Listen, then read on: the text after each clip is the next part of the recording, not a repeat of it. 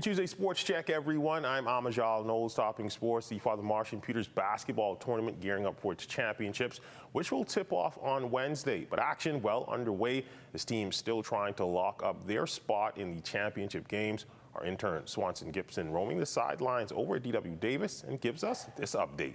Day 5 of the Father Marcin Peters basketball tournament gave way to a lot of buckets from the winning teams. For the first matchup, the Jordan Prince William Falcons took on the SC Boodle Dolphins in the junior boys category. The Falcons would get out to a hot start in the first, dominating on both sides of the ball, contributing to a 22-0 lead.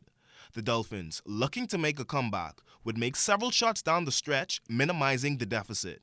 These efforts weren't enough, though, as the Falcons regained momentum, overpowering the Dolphins 47-19. Elijah Pierre and Coach Philip Hanna Jr. discussed the team's performance and mindset. They play good today.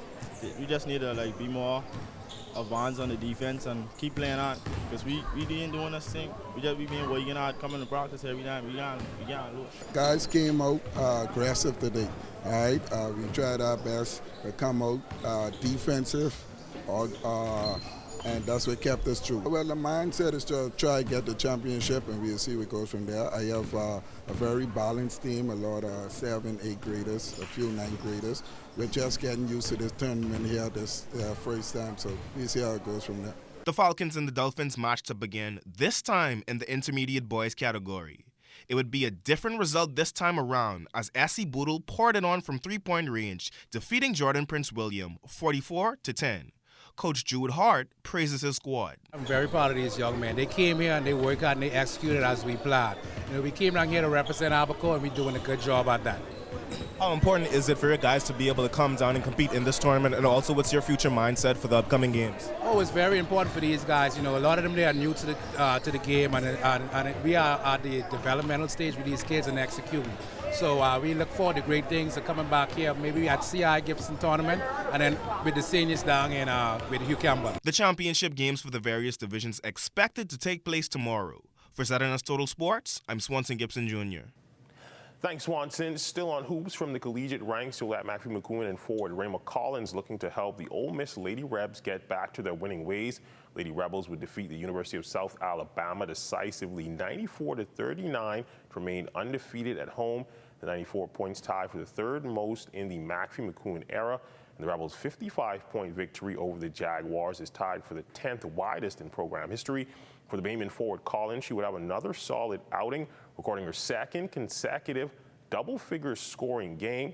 She would post 10 points in 14 minutes of game action, with 3 steals and 1 rebound to go along with them. Next up for Ole Miss, a showdown on Saturday with Mississippi Valley State. In swimming news from over the weekend, several national records being erased in the pool courtesy of Lamar Taylor and Emmanuel Gatson, both competing at the FINA 2024 Short Course World Swim Championships in Budapest, Hungary.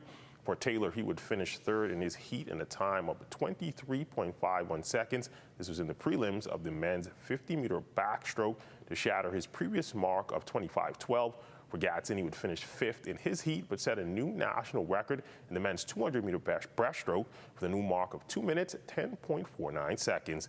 ZNS Total Sports team was able to catch up with Lamar Taylor, and the University of Tennessee swimmer gave us his thoughts on the performance. Competing in Budapest, Hungary was a good competition for me. This is my 3rd time in Budapest, and my first time was in 2019 for Junior World. 2nd time was in 2022 for World Championships, and this is my 3rd time this year, 3rd time competing in Budapest in 2024. This time for World Short Course Championships, and it was a good competition. I think that I competed well in all my races, especially in my 100 free, where I had an astounding swim and made my first semifinal appearance, which was a huge step for me in the right direction. My 50 free, 50 fly, and 50 back were also great swims. Still stayed inside the top 30 range and learned a lot from my racing, how I should prepare my body for my races, what I should and should not do the night before and the day of my races. So all good and positive things coming out of the meet. And finally, in family island sporting news, the North Andros Regatta site down in the Bluff officially being renamed in honor of a man that had a wide-reaching impact on the island and the country at large. Alfonso Smith. He was a key figure in the establishment of the All Andros Regatta, as well as the founder of the North Andros Seafood Splash, as well as the Red Bay Snapper Tournament. On hand for the ceremony would be the nation's chief, Prime Minister Philip Davis, former Prime Minister, the Right Honorable Perry Christie, as well as North Andros and the Barry Islands MP, the Honorable Leonardo Lightbourne, and a host of senior government officials, the men recalling some of their fondest memories with the North Andros first chief counselor.